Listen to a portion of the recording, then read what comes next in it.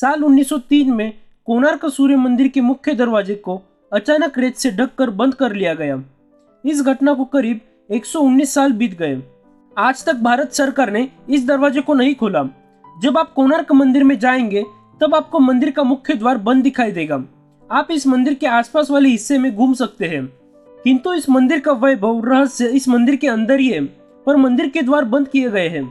इस मंदिर से जुड़े कई रहस्य हैं, जैसे कि ये मंदिर अधूरा है, ये मंदिर शापित है, ये मंदिर सैकड़ों सालों से रेत के नीचे दफन था। इस मंदिर के ऊपर 52 टन का एक बड़ा चुंबक लगा था। इस मंदिर को बनाने वाले एक कारीगर ने आत्महत्या की थी। इस मंदिर में रात के वक्त किसी के नाचने की आवाजें आती हैं। ऐसे कई रहस्य हैं इस मंदिर के बारे में, जिसे अगर आप सुनेंगे तो आपके होश उड़ जाएंगे। लेकिन एक सवाल है जो बार बार मन में उठता है, आखिर भारत सरकार बार बार कोणार्क मंदिर के मुख्य दरवाजे को खोलने का निर्णय क्यों बदल देती है। स्वागत है आपका हमारे चैनल टॉप व्यू पर। आज हम बात करेंगे कोणार्क सूर्य मंदिर के उन रहस्यों के बारे में जिसे भारत सरकार भी सबसे छुपाती है। कोणार्क सूर्य मंदिर भगवान सूर्य को समर्पित है। इस मंदिर की भव्यता के कारण ही ये देश के सबसे बड़े 10 मंदिरों में गिना जाता है।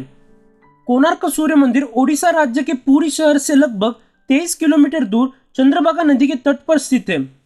इस मंदिर की रचना इस प्रकार की गई है जैसे कि एक रथ में 12 विशाल पहिए लगाए गए हो और इस रथ को 7 बड़े ताकतवर हाथी खींच रहे हो।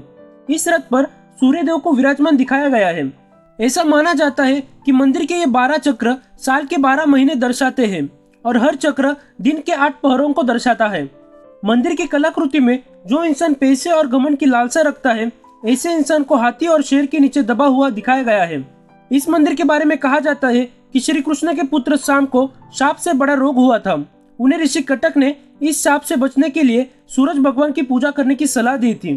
शाम ने चंद्रभागा नदी के संगम पर 12 साल तक तपस्या की और सूर्यदेव को प्रसन्न किया।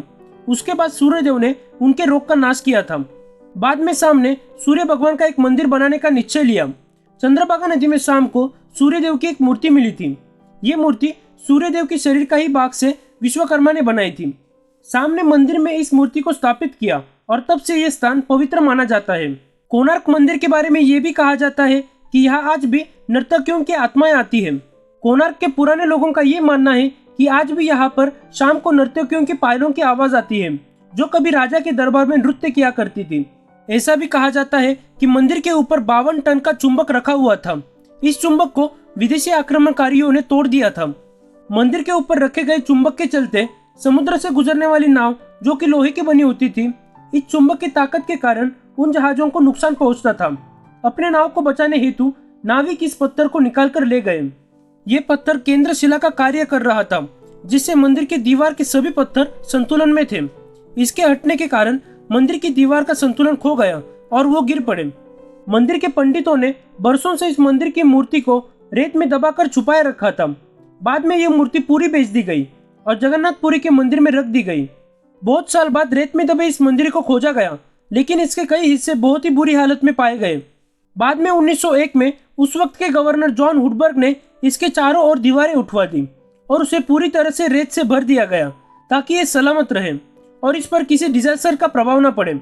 इस काम को 3 साल लगे और 1903 में ये पूरी तरह से रेडी हो गया। कई बार लोगों के दर्शन हेतु इस मंदिर को खोलने की बात की गई, परंतु 119 साल के बाद भी ये दरवाजा बंद है। ना जाने कितने बार इस मंदिर के मुख्य दरवाजे को खोलने का जिक्र हुआ, लेकिन बार बार ये निर्णय बदल दिया गया। क्या इस मंदिर को सच में डिजास्टर की वजह से बंद कर लिया गया या फिर कोई अन्य वजह थी? इससे पर्दा तभी खुलेगा जब यह दरवाजा खोला जाएगा। दोस्तों, आपका इस बारे में क्या ख्याल है? इसके बारे में आप हमें कमेंट बॉक्स में जरूर बताना।